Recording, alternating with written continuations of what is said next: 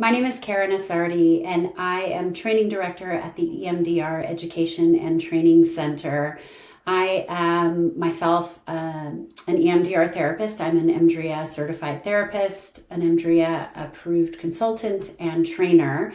And as a therapist, as well as a trainer, I recognize the value of knowing how to use interweaves well to help with effective and efficient reprocessing with our clients, especially our more complex clients.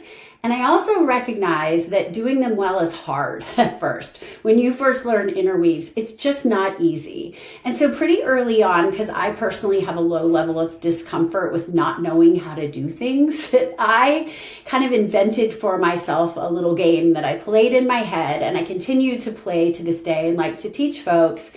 It's called the Interweave Game. So I'm going to teach it to you today.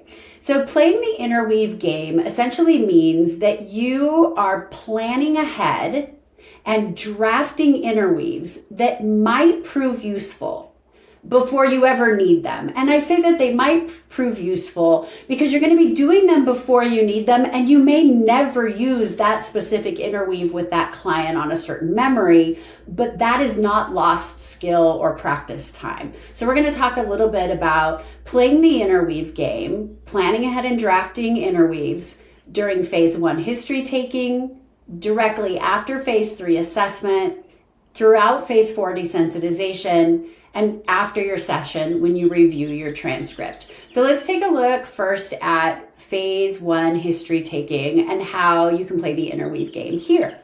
So as I'm taking a history and learning about my client and understanding their maladaptive memory networks, making a target list, I'm listening to the maladaptive ways that the client is speaking about, their thoughts, their beliefs, their behaviors, their emotional reactions, or anything that is really going to help me identify maladaptive experiences. And even in that history taking phase, I can begin to imagine interweaves I might use with that client. Now, I'm not using them then because I'm in history taking, right? But even then, I can sit after taking a history with a client, review my notes, and begin to draft interweaves based by theme, right? So I may be thinking about, wow, this client has a lot of struggle with self-worth. And so you could go and you could look at your list of self-worth interweaves and begin to imagine interweaves that you might want to use with this client one day.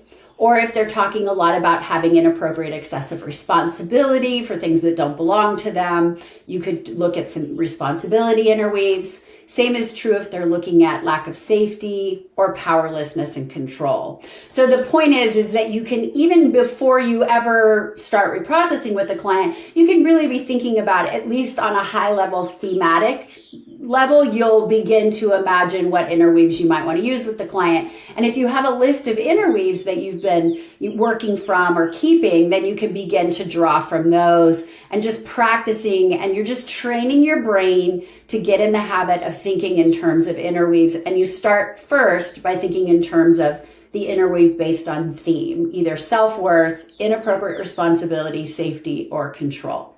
All right, so then moving into phase 3 assessment, at the time you begin reprocessing a trauma memory, you can begin to look at and anticipate what sort of interweave you might use just from that phase 3 data.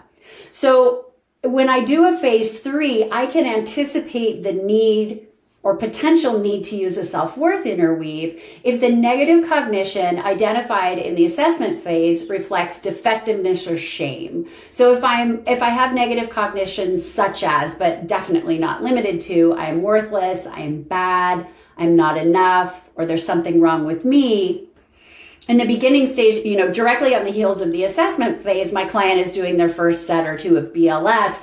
Even then, before I ever need to use an interweave, I'm going to be drafting. And at the beginning stages, when I was first learning interweaves, I would write them down because it made me commit to the actual words that I would use for an interweave. And even today, if I'm at a point where I think, okay, I'm going to be needing to use an interweave pretty soon, but I can't quite figure out which one I want to use for this client or how I want to say it. While they're doing a set of BLS, I am writing that interweave down on my notes just so I can get clearer on the language. Okay, so you can be doing this on the heels of the phase 3 assessment before you ever need it. And again, if you never use that interweave, that's okay. A, it means your client did a great job reprocessing without you needing to jump in. They had their own adaptive. But B, it also means like your brain was getting in the habit of thinking in terms of interweaves. All right, so that's for self-worth. In phase 3 assessment, we could anticipate possibly using a responsibility interweave. If we have NCs that speak to such things as I'm a failure, I am responsible, I should have known better. And again, just to clarify, I'm talking about inappropriate and excessive maladaptive responsibility.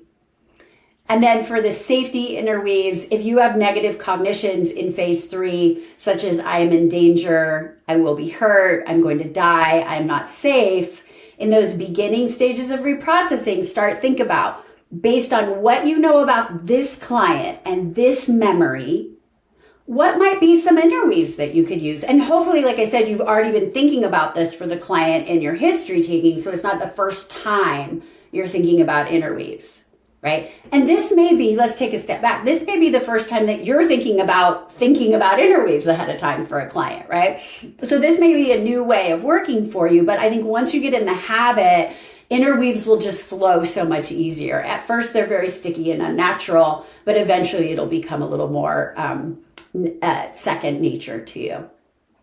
And then finally, in the fourth theme, we had powerlessness or control. And so if I hear negative cognitions in phase 3, such as I am not in control, I am powerless, I am helpless, I can't get what I want, I can begin to imagine interweaves in the theme of powerlessness and control I might want to use with the client. All right, let's move on to phase 4, desensitization phase. As my client is reporting between sets of BLS, when I'm saying take a breath and let it go, what do you notice? And they're giving me their report, I'm listening for what is maladaptive, right? I'm a big fan of near verbatim transcripts. I still use them today in my own work with clients. And so I, write down what they say, and they're doing another set of BLS. And as we're moving through desensitization, I'm just tracking their reports. And because I've taken a transcript, I can kind of look back while they're doing BLS and just track, okay, where are they maladaptively, right? And as I start to see the client is stuck in and looping on a specific maladaptive report, for example, I should have done more to protect my mom from the abuse. Notice that and follow. I really failed. I should have protected my mom, right? So after 2, maybe 3 sets of that same maladaptive comment, I'm going to want to use an interweave. But I don't want to think about my interweave the third time the client says the same thing, right? I want to be prepared ahead of time. So the first time the client says this, I'll say, notice that and follow, and I'll start to imagine the interweave. The second time the client says this, I'll probably do notice that and follow one more time. And that second time, that second set of BLS, I'm going to get really clear on my interweave. I'm really going to begin to not just imagine, but probably write down what interweave I'm going to use. So that the third, after that second set of BLS and that third report, if the client still is stuck on I should have protected my mom from the abuse, then I can use that externalizing responsibility interweave. Right? I'm confused. Who is responsible for the protection in a family? The child or an adult? Right. Another example is if I have a client coming through with a lot of things about it, I wasn't important enough to change their behavior. Say it's a situation from the past when parents or caregivers had a lot of violence in the home. And I hear that a couple times. The first time I hear it, I want to start imagining what self-worth interweave I would want to use. And if my client happens to be a parent, I can get clear on, and I'll have a couple sets to really get clear and draft an interweave such as, what if this happened to your child? Would you believe they weren't important enough, or would you believe differently about them? The client answers, and I simply say, notice that and follow to resume reprocessing. Let's look at another example. If the client keeps repeating, I wish I could have spoken up as a child. I wish I could have. And if I get that for a couple sets, I know I'm going to want to use a prompt for those unacted urges or unspoken words. right? But I don't want to have to scramble for that the third time a client says this. From the first time they say it, I'm like, okay, I hear the existence. I got a little clue here in this interweave game. I hear the existence of an unspoken word. It's the first time the client says it, so I'll just say notice that and follow. And I'm going to start beginning to imagine the interweave so that the third time the client says something similar to this, I can jump in with an interweave that's ready. With this next set, I'll have you imagine what you wish you could have said or would like to say now, even if it's not something you would say in real life. So hopefully that is helpful to you and kind of gives you an idea of how to play the interweave game. Oh, I have one more, sorry. And another example is if the client says, it's just so sad. When I think about my young self, I was so scared and alone. And so by the time the client says something similar to that, is stuck on that for the third time, I have already drafted an interweave. With this with this next set, I'll have you imagine your adult self stepping into this memory and caring for your younger self in the way that you know she needed most, right? Or she most needed and deserved. Okay. So those are some ways to look at it in phase 4 desensitization. And then before we conclude, I just want to add in that fourth way that you can play the interweave game is after your reprocessing session. So this is yet another reason why near verbatim transcripts are really helpful, is that when you're learning interweave, sometimes it's just really hard to do in the moment of reprocessing. Even when you're catching it on the first one and you're drafting imaginary interweaves. Although I have to tell you, the more you play the interweave game, the easier it will get. But, take a near verbatim transcript during your session. And then after the session, when you have a moment, sit down, pour yourself a cup of tea, and just review what happened and play the interweave game then based on the phase 4 data. Just like we did there, if you can do it quietly without being in the moment of the session, again, you're training your brain to think a little more adeptly and quickly at creating interweave. So a post-mortem is what I like to call it, right? Is that we're reviewing our transcripts after the session and we can just look for those moments where interweaves might have been useful, and then we can begin to imagine which interweaves we would want to draft in that situation. And literally write them down. Don't just say, oh, a responsibility interweave, but write out what you would actually say. That really makes your brain commit to that interweave, and it will serve you. I promise. So playing the interweave game, again, just to remind you, means you are planning ahead from the very moment you're taking a history and meeting a client. You're identifying themes.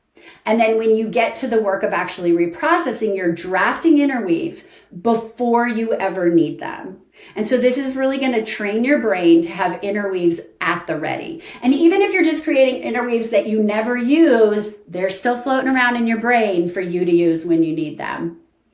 If you would like more information on this topic, at the EMDR Education and Training Center, we do have an advanced training that is just dedicated to EMDR interweaves to help you deepen your understanding and gain confidence to effectively integrate interweaves during reprocessing. And we really break down how to create interweaves. We have a 3-step formula that we use that has been quite effective. So this is an on-demand training. It's a 4-hour advanced training. It is an EMDRIA-approved training. So the CEs that are available for this training are both APA and EMDRIA sponsored.